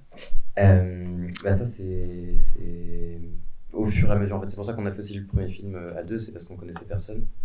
Donc, comme on a fait ce film, on l'a montré à des amis qui ont aimé. Donc, on a pris ces amis-là sur le tournage du suivant. Puis, sur le tournage du suivant, on a montré ça à des techniciens qui ont bien aimé. Donc, on a pris ces Et en fait, au fur et à mesure. Et l'année dernière, donc, le deuxième film était présenté ici. C'est là où Barberousse, comme pour toi, Louis, nous a contactés. Et on a fait exactement comme toi. On a tourné un film en autoprod et ils nous ont retrouvés un peu plus tôt, peut-être sur le moment du tournage. Et ils nous accompagnent sur la post-production. Mais donc, ça a été vraiment par étapes, quoi, c'est ce qu'on disait tout à l'heure sur l'apprentissage des rencontres, parce que c'est aussi on est perdu au début quand on doit, enfin on sait pas, c'est comme pour trouver des acteurs, on sait pas par où chercher. Enfin nous à la fac on nous parle vaguement de sites où des acteurs ont des CV et tout ça, mais en fait on a assez vite compris qu'on pouvait aussi contacter facilement des acteurs, des actrices du conservatoire et que ils cherchent aussi des projets de leur côté quand ils y sont ou quand ils en sortent. Enfin, donc, mais ça, c'est vraiment en faisant les films au fur et à mesure, en discutant avec les gens. Mais au début, on ne sait pas du tout. Donc, il y a eu un peu ces étapes au fur et à mesure. Et sur le boulot, moi j'ai bossé les 3 dernières années dans une start-up dans le solaire en tant qu'auto-entrepreneur. Donc, vraiment, ce qui est le plus éloigné de nos films.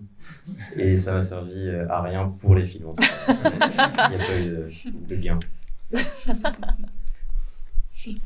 Merci. Oui, non, mais on fait pas une super pub pour le court-métrage. Moi aussi, c'est très compliqué de trouver. C'est vraiment de la débrouille pour l'instant. Pour gagner notre vie à côté des films, ça se rejoint pas du tout. C'est plus trouver des petits. Moi, je donne des cours de piano. Je fais un service civique cette année à Critica, du coup, dans un jeu de cinéma. Et l'année prochaine, je sais pas, mais on cherche un peu à trouver un équilibre possible. Mais c'est vrai que c'est compliqué de trouver quelque chose qui te rémunère et qui te nourrit pour faire tes films.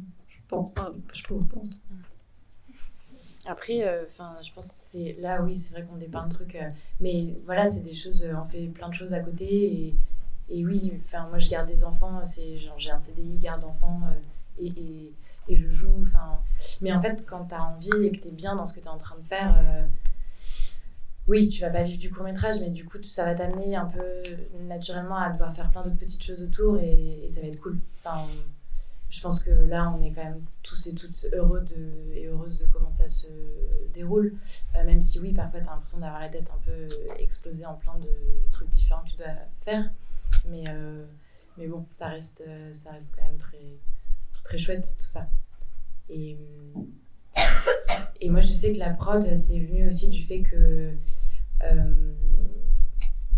un moment donné où juste j'en avais fait 2 en autoprod et c'est cool, mais c'est un vrai métier quoi, d'être producteur ou productrice, et j'avais envie de passer au moment où tu es soutenu dans cette envergure là et voilà. Merci pour ton récit. Et alors, d'abord, merci pour avoir mentionné Jean Eustache. Je trouve que c'est un réalisateur exemplaire, en fait, parce que peut-être il s'est suicidé aussi pour le fait qu'il n'avait pas beaucoup d'argent. Donc, c'est exemplaire au sens négatif, je dirais. En fait, comme il tournait dans des conditions pas exceptionnelles. En fait, je pense qu'il faisait des courts-métrages. Aujourd'hui, très difficile de voir des courts-métrages comme ça en festival. Il y avait des problèmes de son, des problèmes d'image, etc. Peut-être que je me trompe. Donc, je voulais vraiment demander au monsieur qui avait dit en fait qu'il avait fait le premier film avec 20 euros, si je ne me trompe pas.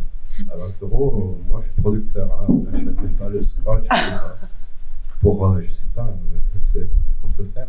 Et en fait, j'ai l'impression que souvent, déjà, autoproduire un film, c'est très difficile pour quelqu'un, pour des personnes qui n'ont pas les moyens de vivre, de survivre, d'autoproduire un film. Et je pense, mais peut-être vous pouvez me dire plus sur ça, que souvent on arrive à tourner sans argent. On sait déjà qu'on ne va pas réussir à faire des festivals, par exemple, parce qu'on va avoir des problèmes, tout simplement. Peut-être que je me trompe pas. Donc si vous avez des secrets à m'informer, parce que 20 €. Je dis 20 € parce que c'est à peu près, je sais pas, je l'avais estimé à peu près à ça, mais oui, en fait, ça n'a pas grand sens de donner un budget pour. C'est même pas autoproduit, c'est pas produit, quoi. Enfin, on mangeait le soir, quoi, mais on a fait avec un appareil photo que tu as eu, je sais pas, quand tu avais 13-14 ans, qui fait les plans de 10 minutes maximum. Ils font plus ça maintenant, les appareils photo, mais avant, c'était après 10 minutes, ils se coupaient, donc on pouvait pas faire des plans plus longs. Enfin, c'était hyper agaçant. Mais on avait vraiment pas grand chose, quoi, pour faire le film. Mais ouais, pour ta question sur les festivals, oui, en fait, jusqu'à l'époque, on se posait pas la question. Nous, en fait, on n'avait jamais vu de court-métrage en salle, en festival, à ce moment-là. Nous, on a découvert Côté Court, on avait fini le film depuis 2 mois, je crois. Enfin, on l'avait pas envoyé, du coup, cette année-là. Mais on a vraiment fait, on pensait pas au festival, on ne pensait pas du tout. On l'a envoyé dans, je sais pas, une trentaine de festivals, et effectivement, il n'y a que ici qu'il a été projeté en écran libre. Mais on ne s'attendait pas du tout à le projeter nulle part. Enfin, c'est la question des festivals, elle arrive. Ça peut arriver après. Enfin, quand tout à l'heure on parlait de qu'est-ce qui motive un premier film, ça peut ne pas être de le projeter. En fait, nous on pensait même pas le montrer. On a même hésité à le montrer à nos familles au début quand on l'a terminé. Enfin, on l'a fait pour nous, quoi. Donc après, il y a eu la chance que le film soit projeté, et c'est un peu pareil avec le suivant d'ailleurs. Mais après, il y a soit des coups de chance, soit surtout beaucoup de refus. Nous, on a beaucoup de refus tout le temps, parce que ça se voit, les films qui n'ont pas d'argent. Oui, mais en ce qui nous concerne ici, à Côté Court, quand je sélectionne un film, je le sélectionne pour son écriture. Hein. Oui. Après, les films peuvent avoir des défauts techniques, hein, parce que dans les films autoproduits, souvent on peut arriver à tourner avec le matériel qu'on arrive à se faire prêter, qu'on a sous la main, pourquoi pas un téléphone portable, etc.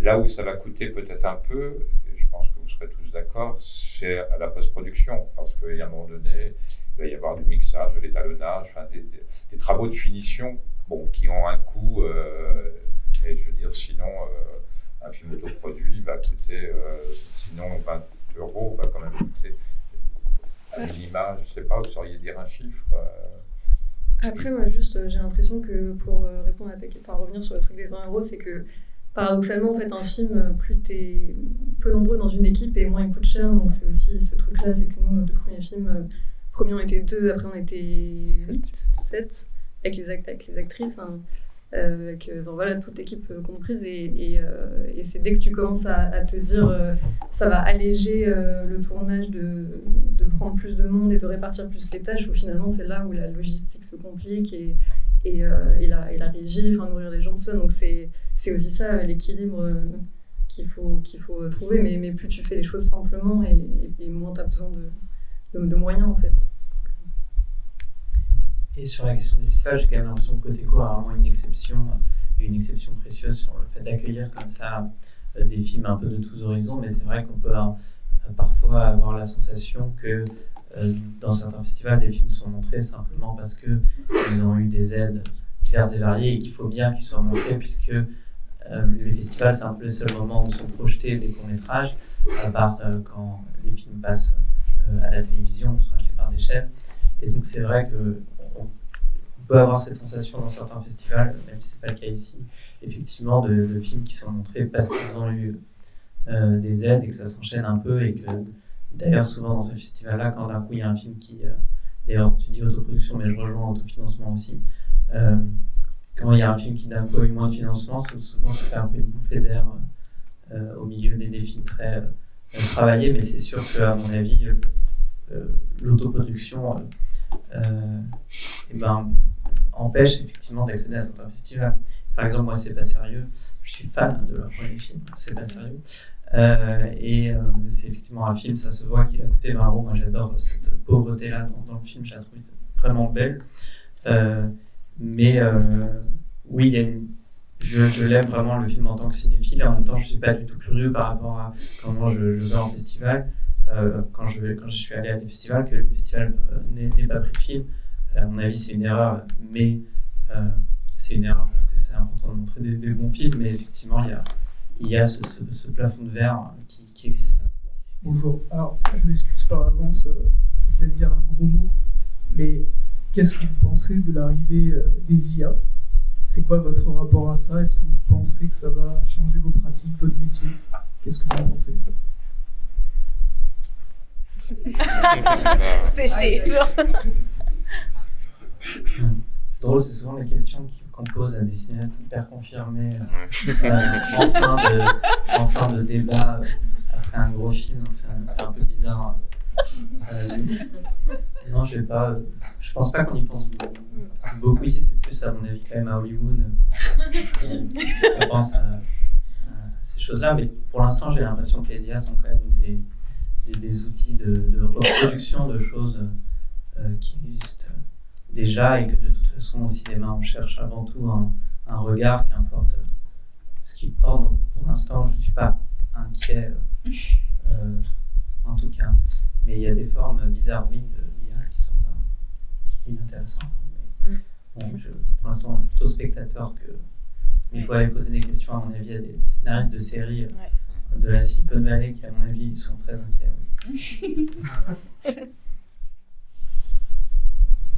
L'heure, est-ce qu'il y a une dernière question? Oui.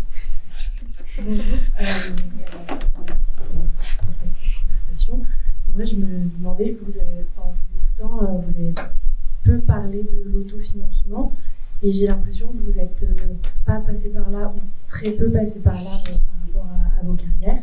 Est-ce que vous considérez que vous avez eu de la chance, ou est-ce que, en discutant avec d'autres réalisateurs autour de vous, de différents âges, vous vous rendez compte que finalement, en étant jeune, en ayant peu de budget, etc., c'est vraiment pas du tout impossible de trouver un producteur, ou au contraire, là c'était des coups de chance et vous êtes très heureux comme ça? Moi j'ai l'impression qu'on en a pas mal parlé, mais peut-être. Je veux dire que. Si, pour certains, mais j'ai pas l'impression que ça a été quelque chose sur lequel vous ayez vraiment insisté, qui était une. En tout cas, vous n'avez pas fait, par exemple. Sur la difficulté à trouver des producteurs, plutôt du coup. Pas tellement la difficulté, mais le temps que ça prend.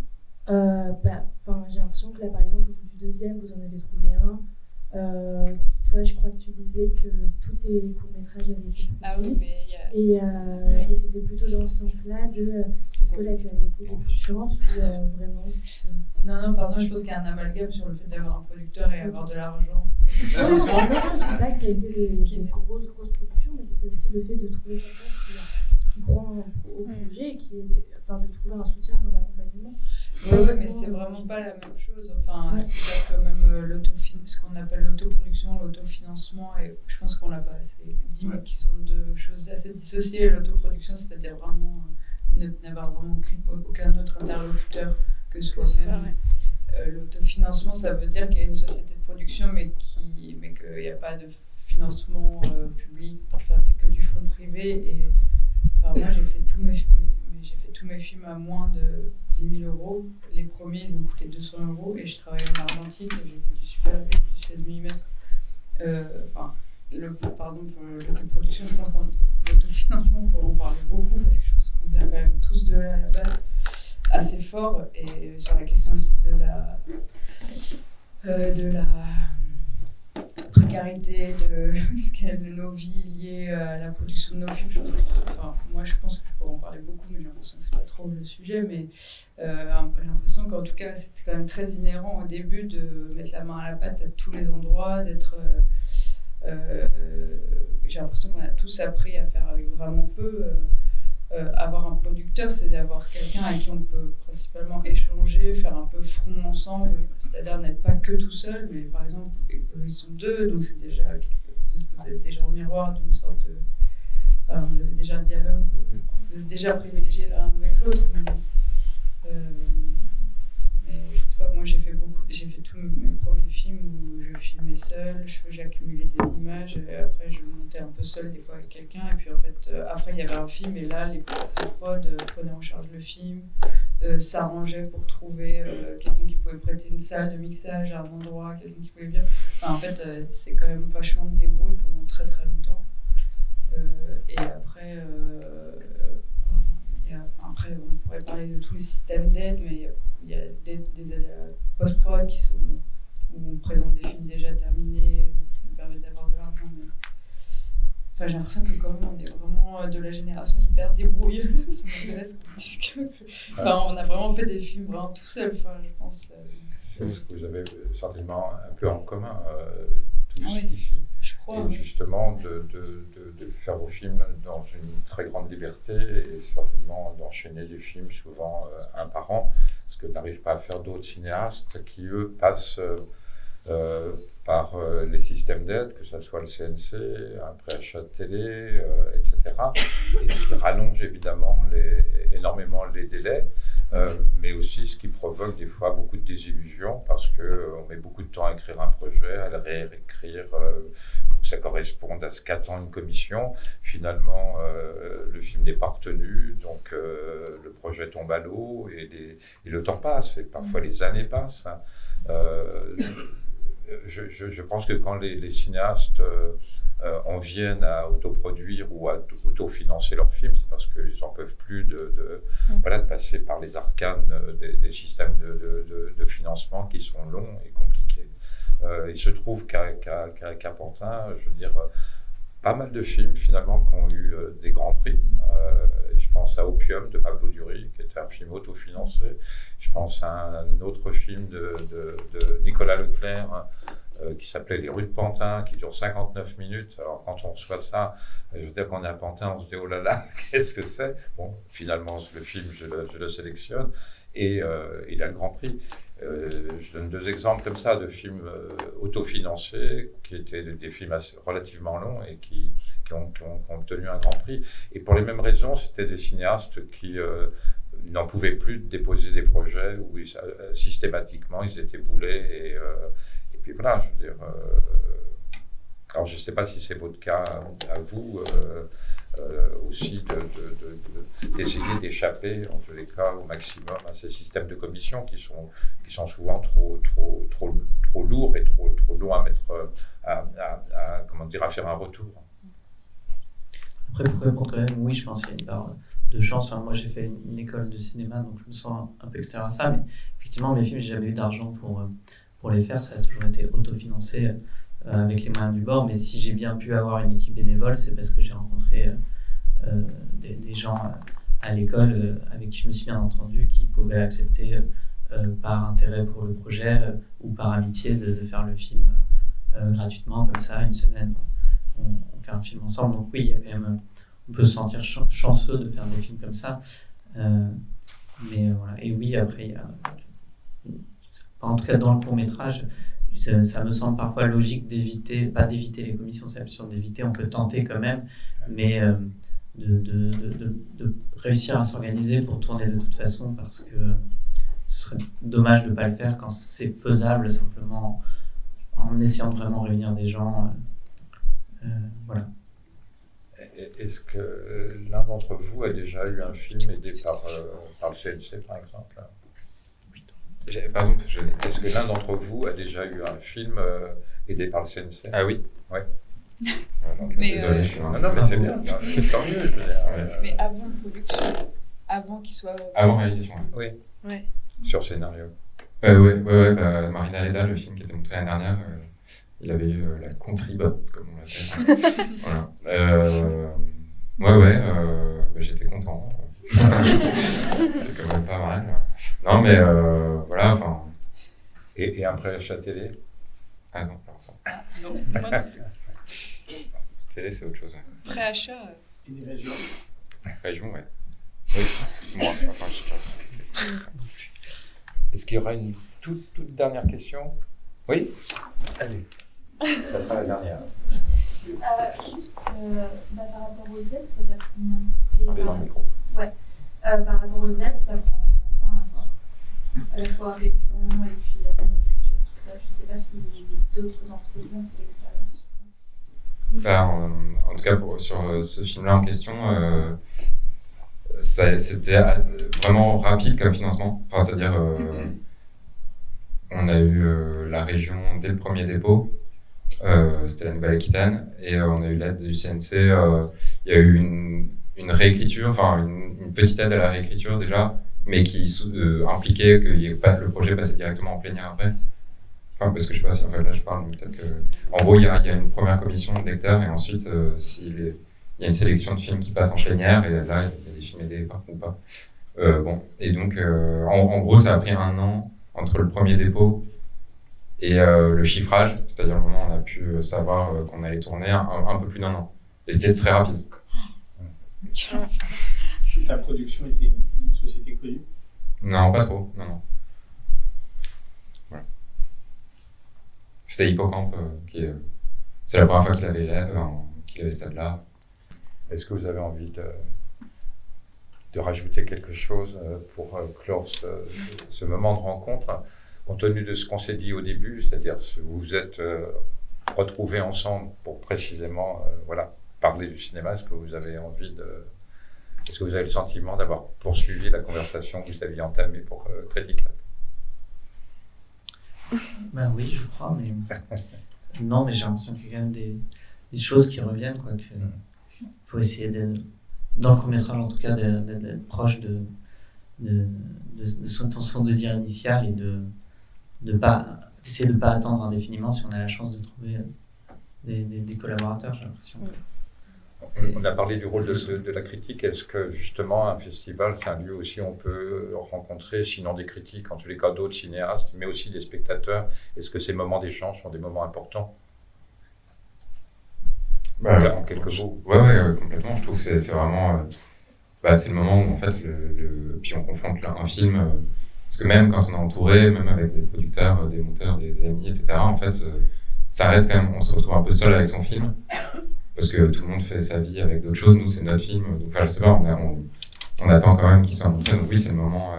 Et ici, c'est vrai qu'il y a, je sais pas moi, à chaque fois que je viens, c'est vrai qu'il y a toujours des discussions, déjà parce que c'est concentré en un lieu. Enfin, on pourrait parler il y a plusieurs raisons, mais c'est vraiment très agréable pour ça, quoi. Après, on est tous dehors, et puis on parle des films.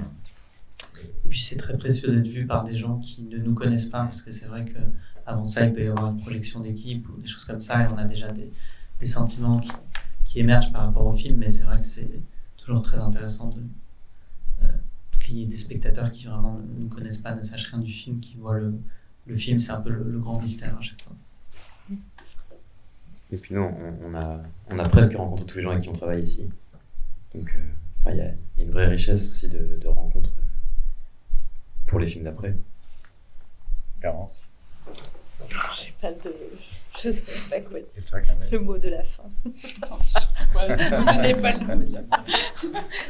Non, mais c'est quelque chose d'important, parce que c'est vrai qu'un festival, je dis toujours, c'est un lieu où évidemment on peut découvrir des films, des nouveaux cinéastes, mais c'est aussi un lieu où on peut surtout parler avec eux, échanger et partager. Et il peut y avoir des belles rencontres qui sont aussi des rencontres professionnelles, et il y en a eu un certain nombre ici, je le sais. Donc merci Camille, merci Marc.